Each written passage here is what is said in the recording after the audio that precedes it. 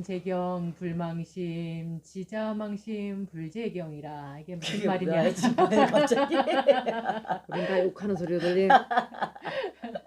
이게 무슨 말이냐? 어리석은 자는 제 마음에 맞는 환경을 찾아 헤매고, 이게 우인 재경 불망심.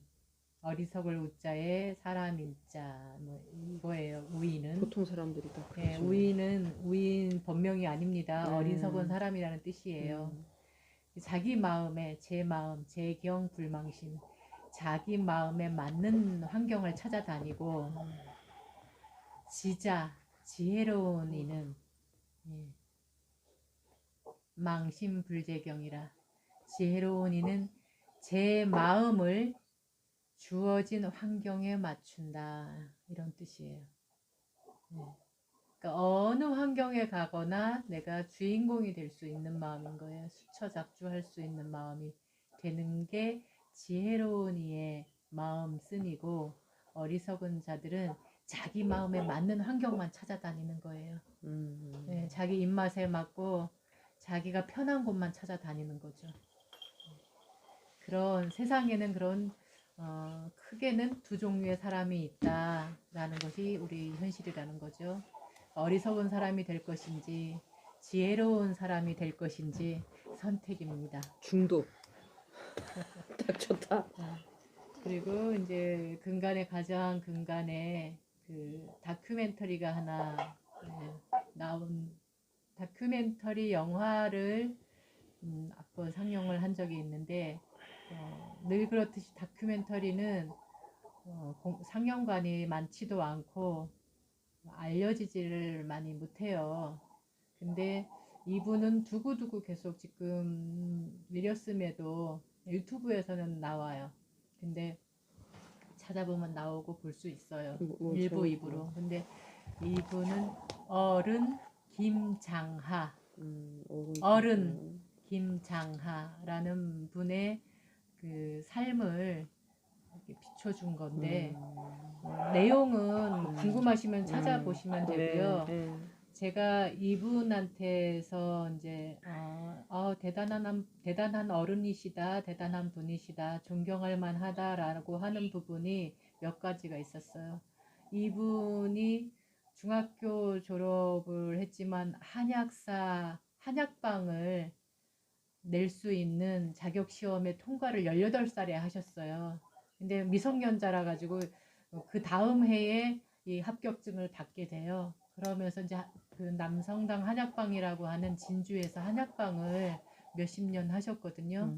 근데 이분이 늘 하시는, 그러니까 삶의 신조가 뭐였냐면, 삶의 철학이 내가 베품을 받은 게 있잖아요.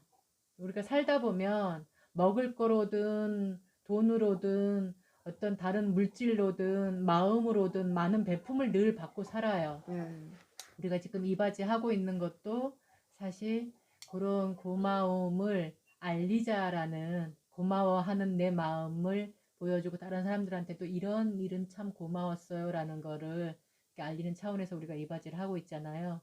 이분은 늘 많이 베푸셨어요. 장학생들이 1000여 명이 넘는데 모른대요. 정확히 몇 명인지 안 알려줘서 당신 스스로가 생색을 한 번도 안 내신 거예요.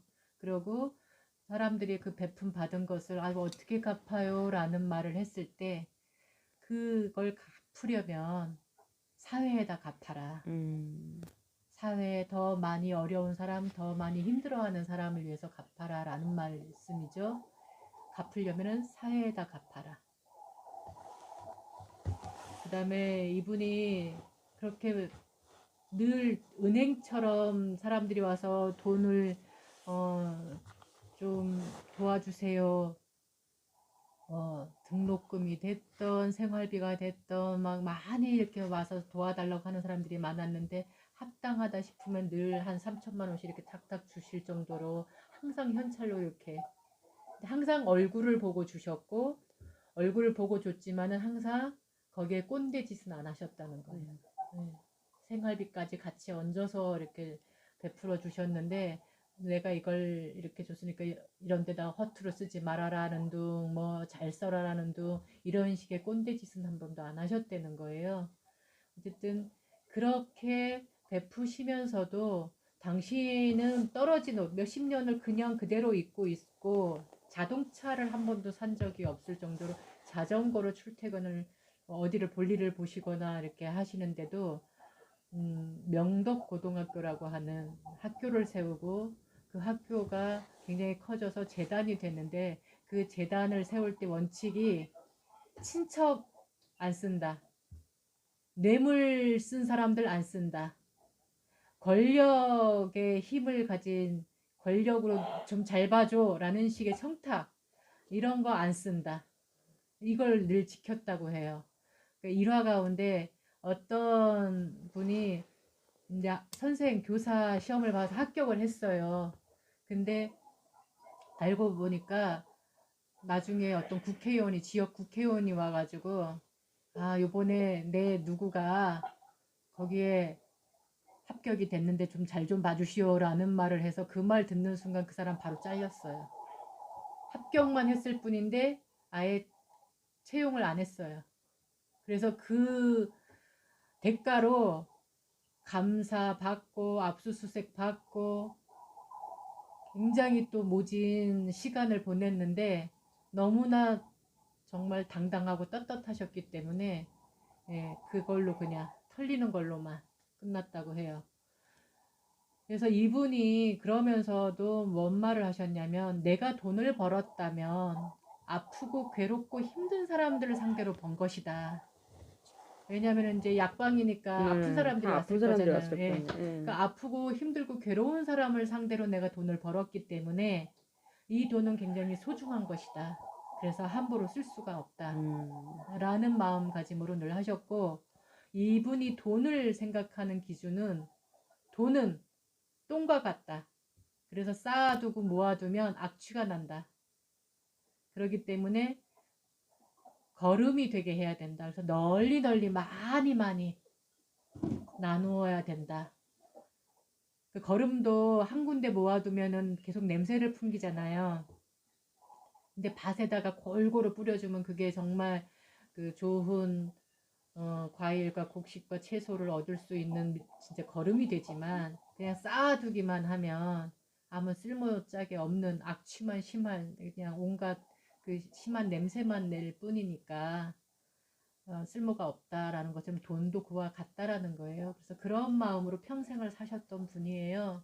그래서 저는 이 시대에 어른이 많이 없다라는 것에 우리가 어떤 때는 한숨을 쉬었는데 이런 어른이 아직 계시다는 거에 저는 굉장히 마음이 든든하고 따뜻했거든요. 그래서 우리가 이분처럼 살자까지는 아니어도 조금이라도 이게 본받고 존경할 만한 분은 존경하면서 우리가 본받을 점이 내가 할 수 있는 만큼은 같이 실천해보는 건 어떻겠는가 하는 마음에서 제가 이 두 가지 글을 소개했습니다.